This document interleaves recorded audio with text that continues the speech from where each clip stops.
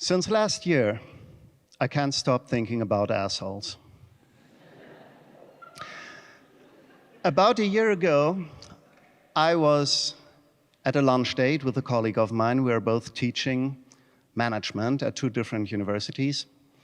And when he showed up, he seemed to be pretty stressed, and he told me that he came out of an exhausting conference call with his bosses. And all of a sudden, he asked me, "Philipp, have you ever realized that for decades now, we tell our students and all the executives how to be a good boss, that you have to be empathetic, that you have to communicate well, that you have to enable your team, and at the end of the day, in all the highest positions, we only find assholes?"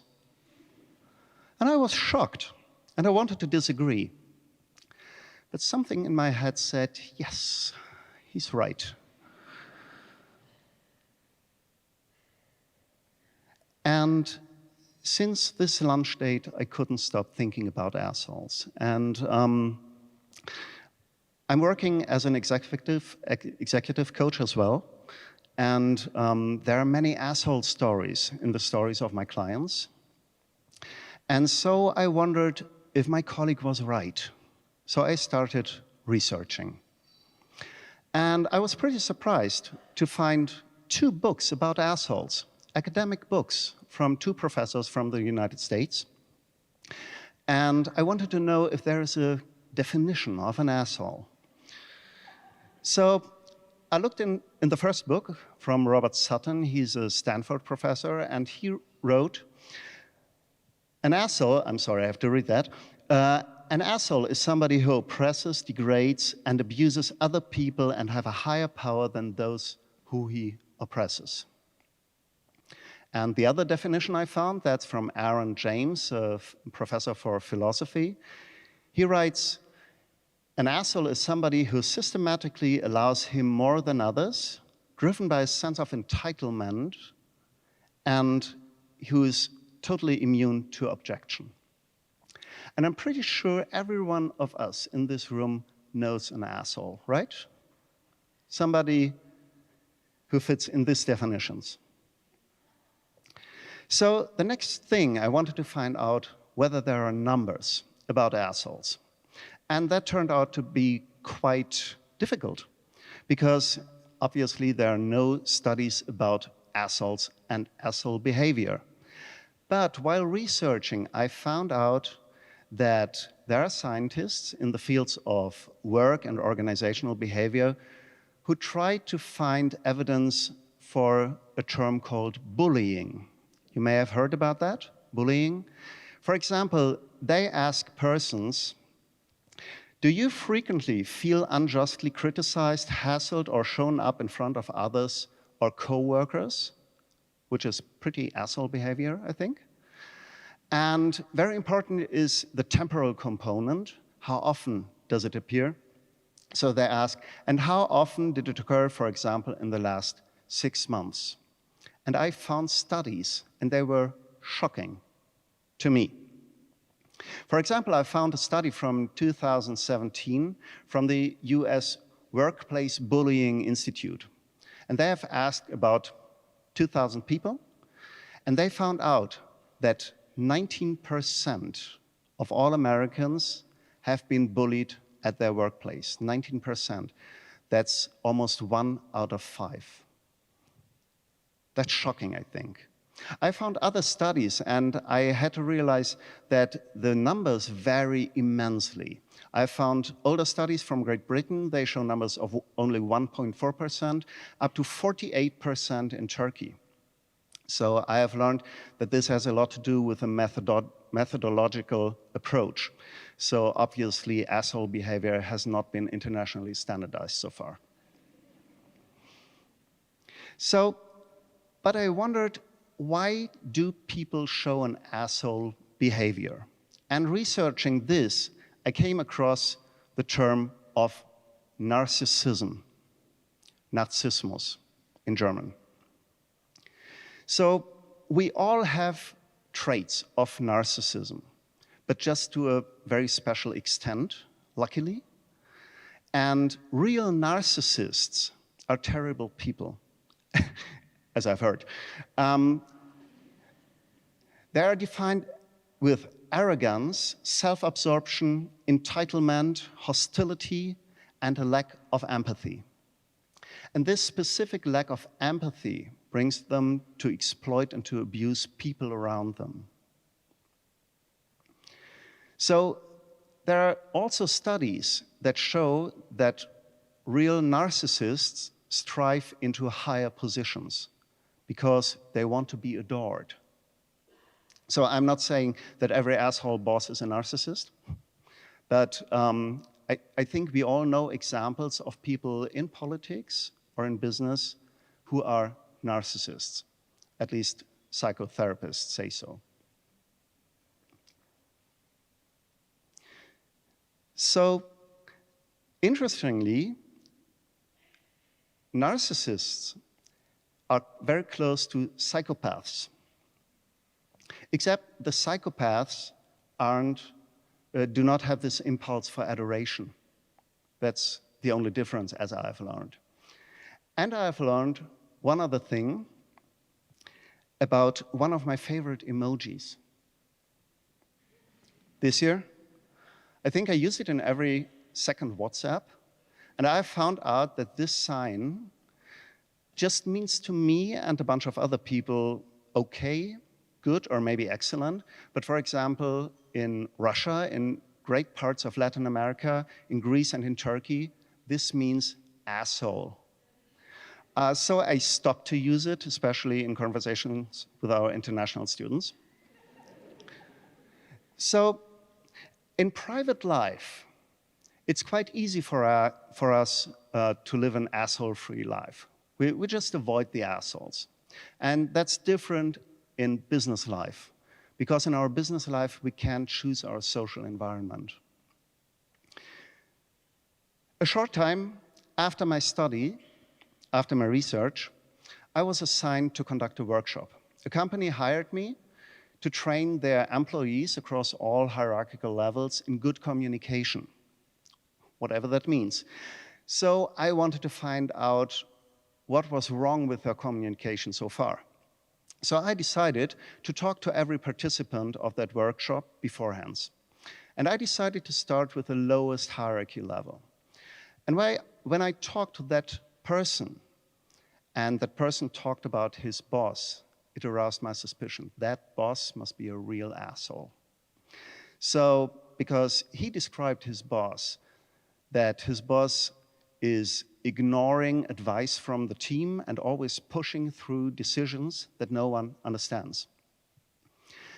A short time later, I talked to his boss, and I was pretty surprised because that person made perfectly sense to me in everything he said about his communication and behavior. And he told me that he could understand that it might look to his team members strange what he does, but he has to push through directions from his boss. His boss, by the way, is a real asshole. So shortly after that, I talked to his boss.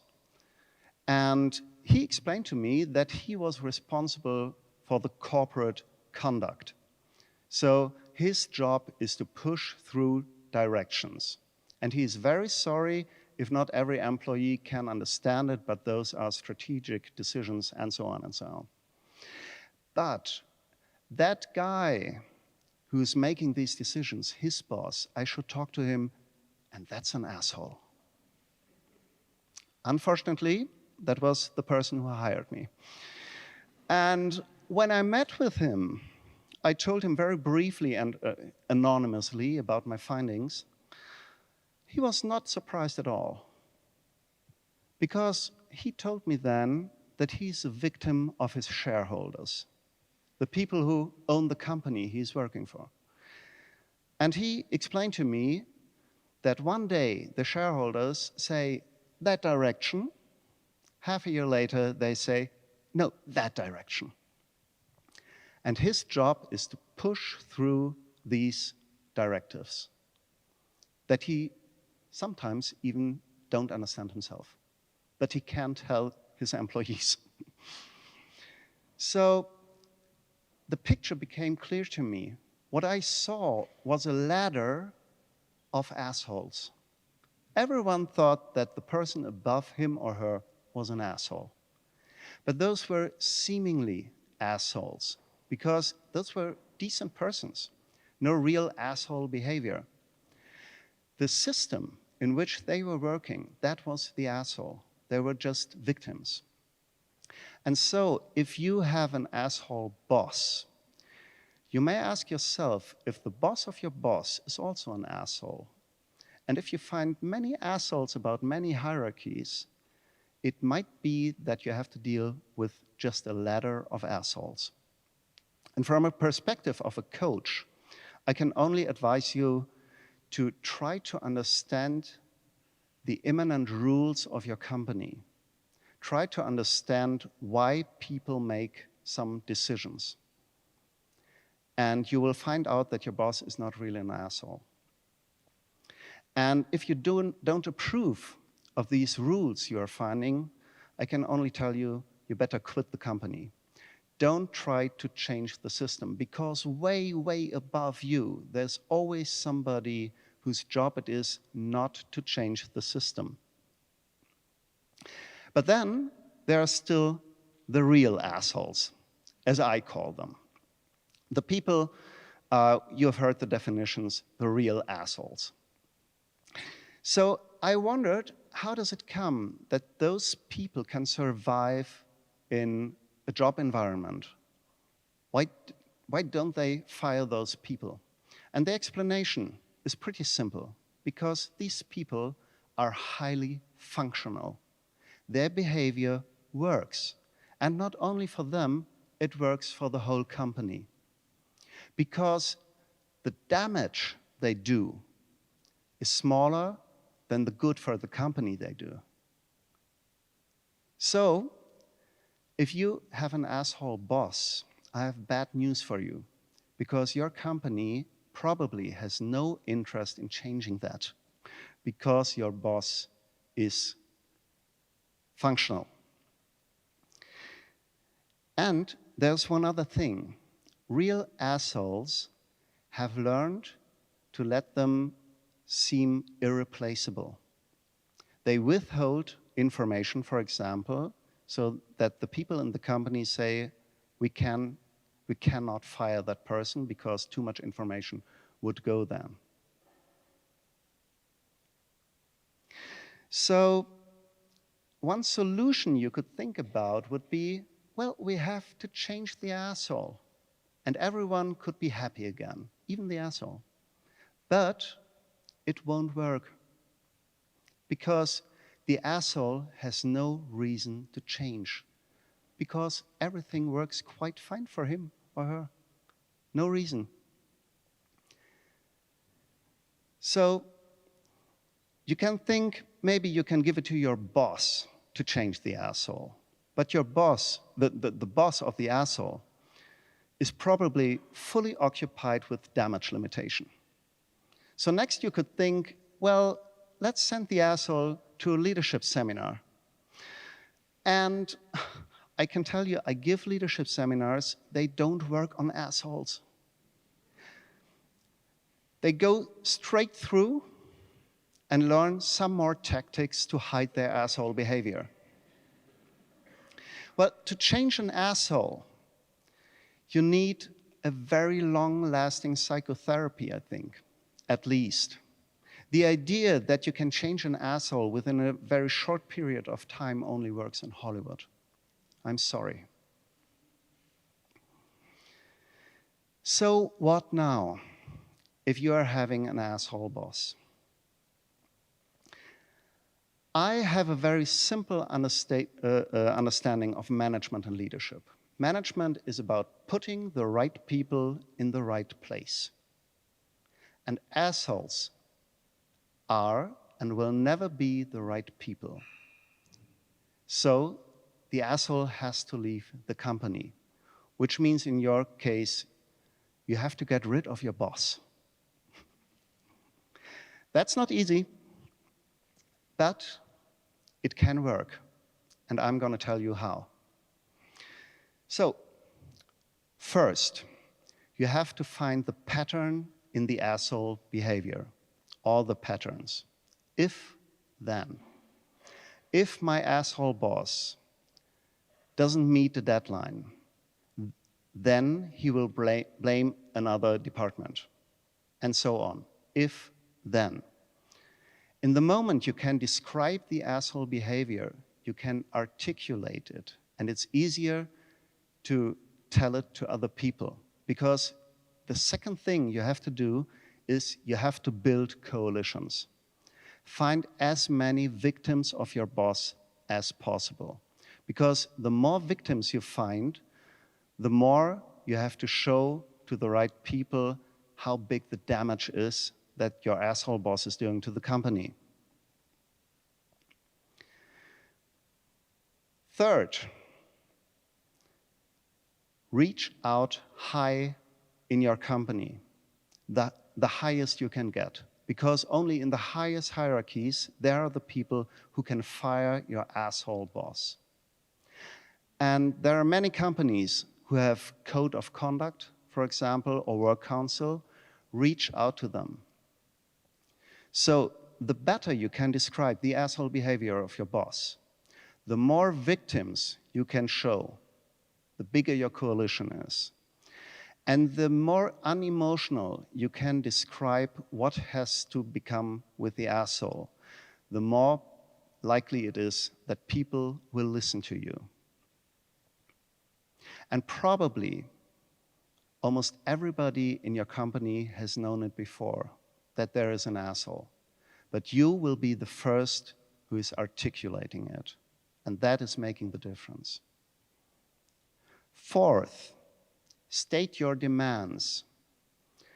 Tell the people, no, no need to talk to the asshole. There's no need to send the asshole to a leadership seminar. That asshole has to leave, period. And eventually, your company will get into action. So they will either fire the asshole, or they will confront the asshole with all the allegations. And from my experience as a coach, in the moment you confront an asshole with his or her own behavior, the asshole will look for another place to live his or her miserable life. So you get rid of the asshole. But to be honest, that needs a lot of energy from you, and it will need time. So, by the way, the colleague I mentioned before, he didn't have the patience to wait for the assholes to leave. He stepped down one level. He's a happy person today, again. But the assholes are still there.